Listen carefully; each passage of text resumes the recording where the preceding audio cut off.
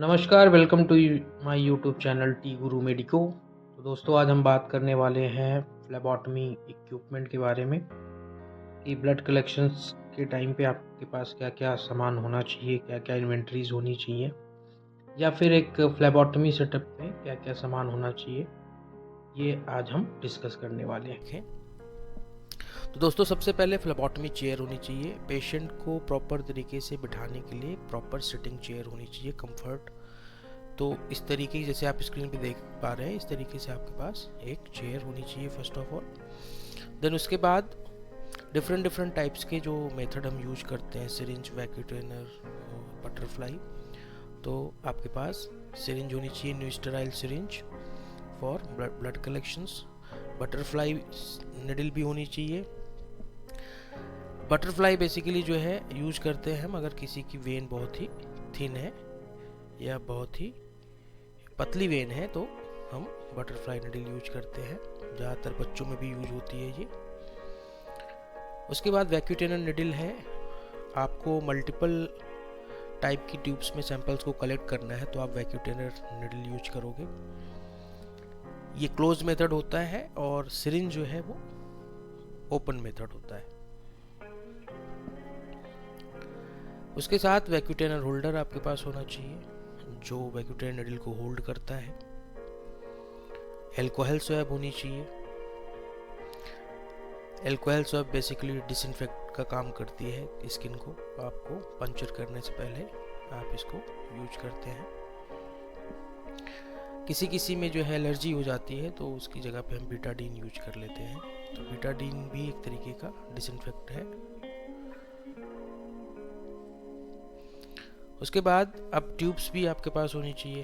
तो plane tube या red vacutainer आप यूज करेंगे सीरम बायोकेमिस्ट्री सैंपल्स के लिए। एसएसटी वैक्यूटेनर होता है, यूज होती है सीरम बायोकेमिस्ट्री सैंपल्स के लिए। ये थोड़ा सा ज़्यादातर डायग्नोस्टिक इसको इस पर्टिकुलर ट्यूब्स को यूज करते हैं। रेड और प्लेन सिमिलर ही होती हैं बट इसमें जो है ये ट्रांसपोर्टेशन वगैरह में थोड़ा सा ज़्यादा सही रहता है क्योंकि इसमें जेल होता है, वो कहीं ना कहीं एक बैरियर का काम करता है। तो अगर सैंपल आप ज़्यादातर इधर उधर ट्रांसपोर्ट कर रहे हैं तो हीमोलाइज होने का खतरा कम रहता है। तो ज़्यादातर डायग्नोस्टिक पैथोलॉजी लैब इस पर्टिकुलर ट्यूब्स को प्रेफर करती हैं फॉर बायोकेमिस्ट्री टेस्ट के लिए। देन उसके बाद EDTA ट्यूब्स है हमारी हेमाटोलॉजी सैंपल्स, CBC वगैरह के लिए हम जो है EDTA ट्यूब्स यूज करते हैं। HB1C ऐसे सैंपल्स लेने के लिए हम EDTA यूज करते हैं। उसके बाद हेपेरिन वैक्यूटेनर आता है ट्रेस मेटल एनालिसिस के लिए। हम जो है हेपेरिन ट्यूब्स यूज करते हैं। उसके बाद सोडियम सिट्रेट है लाइट ब्लू कलर की।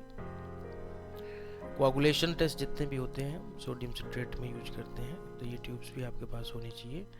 बाकी प्रिस्क्रिप्शन क्या है पेशेंट का, क्या टेस्ट करना है उसके हिसाब से जो है आपको सैंपल्स पर्टिकुलर ट्यूब में सफिशिएंट क्वांटिटी में लेना है। ब्लड कल्चर बॉटल है।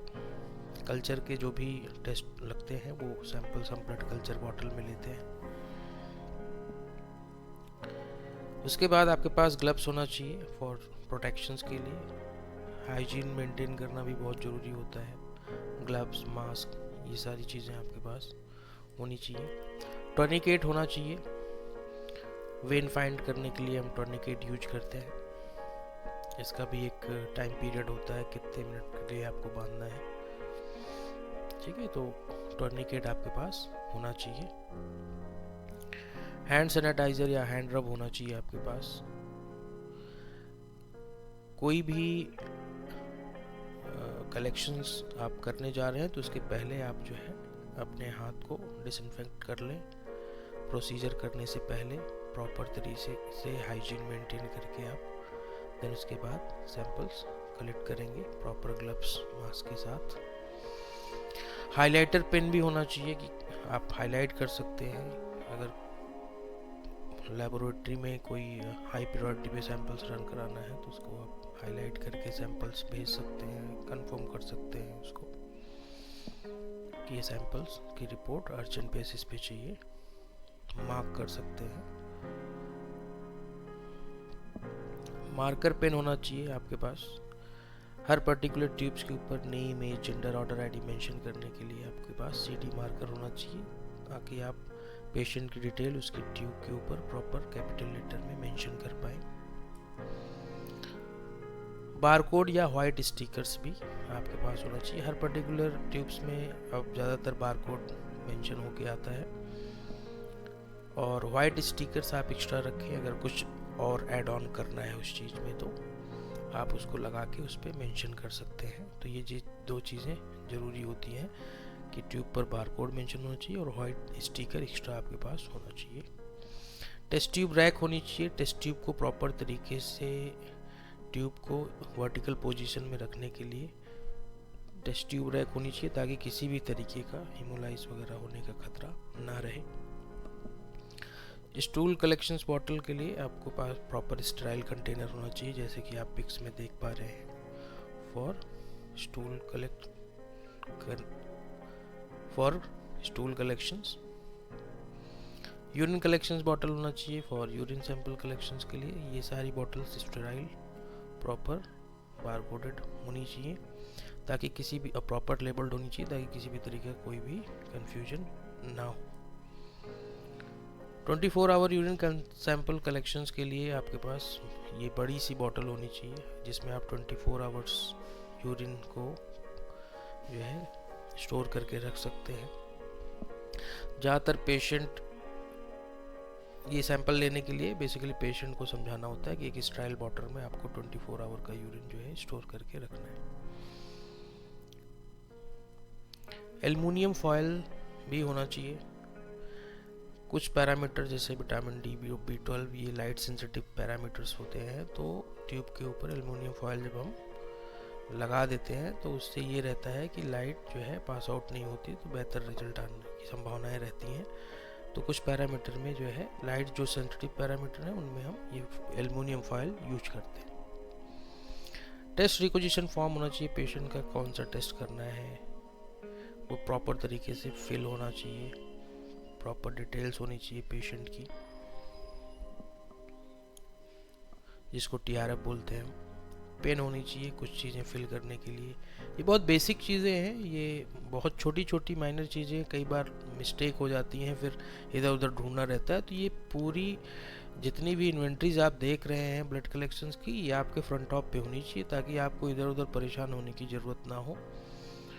स्पेल हैंडलिंग किट होनी चाहिए कि छोटी मोटी अगर कोई ब्लड ड्रॉप इधर उधर हो गया तो उसको आप किस तरीके से क्लीन करेंगे, कोई बॉडी फ्लूइड गिर गया तो किस तरीके से आप क्लीन करेंगे, ये बहुत इंपॉर्टेंट होता है। तो एक छोटी सी प्रॉपर किट आपके पास होनी चाहिए स्पिलेज को हैंडल करने के लिए। पंक्चर प्रूफ शार्प कंटेनर होना चाहिए। जो भी इन्फेक्शियस नीडल आप यूज करते हैं उसको शार्प कंटेनर में हम ड्रॉप करते हैं, ये भी बहुत इम्पोर्टेंट है। बायो हजार्ड डस्टबिन होनी चाहिए, ये भी बहुत इम्पोर्टेंट है। जितने भी वेस्ट निकलेंगे वो अदर किसी टाइप का इन्फेक्शंस ना करें, उसके लिए कलर कोडेड बायोमेडिकल वेस्ट है कि अलग अलग टाइप के वेस्ट को हम अलग अलग कलर कोडेड बायोमेडिकल वेस्ट की डस्टबिन में हम डिस्कार्ड करें, ताकि वो आगे जाके उसका प्रॉपर तरीके से ट्रीटमेंट हो पाए। तो फर्स्ट एड किट बॉक्स आपके पास होना चाहिए, क्योंकि आप कलेक्शंस कर रहे हैं तो बेसिक कई बार छोटी मोटी कॉम्प्लिकेशंस हो जाती हैं, तो उसके लिए आपको यूज करना है। अपने लिए भी पेशेंट के लिए भी ये ज़रूरी है, तो आपके पास एक फर्स्ट एड किट होनी बहुत ज़रूरी है। उसके बाद थ्रम्बोफोब ओरिएंटमेंट आता है, जो रिड्यूस करता है थ्रम्बोफेबलाइटिस को। एक टाइप की कॉम्प्लिकेशंस है, जैसे हिमेटोमा हो जाता है, कई बार आप प्रॉपर तरीके से प्रिक नहीं करते या वेन फाइंड नहीं कर पाए, आपने गलत प्रिक कर दिया, तो उस केस में जो है ब्लूइश कलर का स्पॉट सा बन जाता है, स्वेलिंग हो जाती है, तो उस केस में आप थ्रम्बोफोब जेल यूज कर सकते हैं। तो ये भी आपके पास होना चाहिए, ये भी एड ऑन होता है फर्स्ट एड किट के अंदर। तो दोस्तों आज के लिए इतना ही। अगर आपको इस बेहतर जानकारी चाहिए तो आप चैनल को जो है लाइक कीजिए, सब्सक्राइब कीजिए, कमेंट कीजिए, हम आपको और बेहतर जानकारी दे पाएंगे। थैंक यू सो मच, धन्यवाद।